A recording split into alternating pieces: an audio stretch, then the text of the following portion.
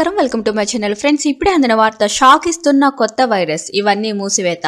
వివరాలు అయితే వీడియోలో తెలుసుకుందాం. వీడియోని మాత్రం ఎక్కడ స్కిప్ చేయకుండా కంప్లీట్గా చూడండి, అప్పుడే మీకు కంప్లీట్ ఇన్ఫర్మేషన్ అయితే తెలుస్తుంది.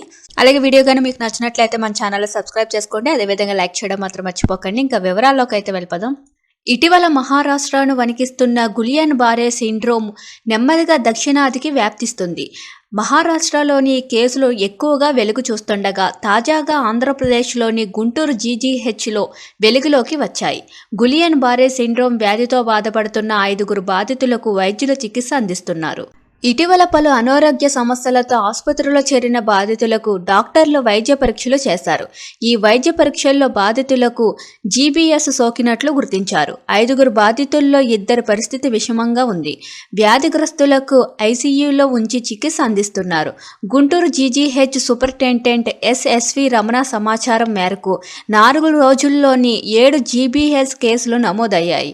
ఈ సందర్భంగా ఎస్ఎస్వి రమణ మాట్లాడుతూ, కరోనా బాధితుల్లో ఎక్కువగా ఈ సిండ్రోమ్ కనిపిస్తుంది, ఆందోళన చెందవలసిన అవసరం లేదని తెలిపారు. ఈ వ్యాధి లక్షణాలు ఏంటో కింద మనం తెలుసుకుందాం. మెదడు నుంచి కాళ్ళ వరకు పొడవుగా ఉండే కాలు నరాలు ప్రభావితమై కాళ్ళు చచ్చుబడిపోతాయి. అచేతనం కావడం కింద నుంచి ప్రారంభమై పైకి సోకుతుంది. దాంతో వీపు భాగం, చేతులు, మెడ కండరాలు ఇలా దేహమంతా పూర్తిగా అచేతనమవుతుంది. గొంతు కండరాలు అచేతనమైతే రోగి మాట్లాడలేడు, మింగడం కష్టమవుతుంది. ముఖంలోని కండరాలు అచేతనమైతే కళ్ళు కూడా మోయలేడు. అచేతనమయ్యే ఈ ప్రక్రియ ఛాతీ కండరాలు, ఊపిరితిత్తులను పనిచేయించకుండా డయాఫ్రమ్ కండరాల వరకు వెళ్ళినప్పుడు ఊపిరి తీసుకోవడం కష్టమవుతుంది. ఈ జబ్బును పూర్తిగా ప్రమాదకరంగా మార్చే అంశం ఇదే. జీబీఎస్ అనేది శరీరంలోని నాడీ వ్యవస్థను ప్రభావితం చేసే అరుదైన తీవ్రమైన నరాల వ్యాధి. ఇదొక ఆటో ఇమ్యూన్ డిజార్డర్. ఇది నరాలపై దాడి చేస్తుంది.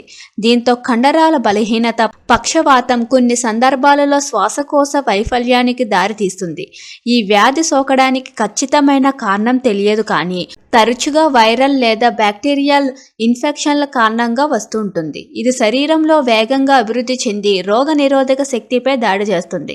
దీనివల్ల శ్వాసకోశ కండరాలు ప్రభావితమైతే ఇంటెన్సివ్ కేర్లోని వెంటిలేషన్పై ఉంచి చికిత్స అందించాల్సి ఉంటుంది. మహారాష్ట్ర, ఆంధ్రప్రదేశ్లో ఈ కేసులు పెరుగుతున్న నేపథ్యంలో ఆయా రాష్ట్రాల ఆరోగ్య శాఖ అధికారులు అప్రమత్తంగా ఉండాలని ఉన్నతాధికారులకు సూచించారు.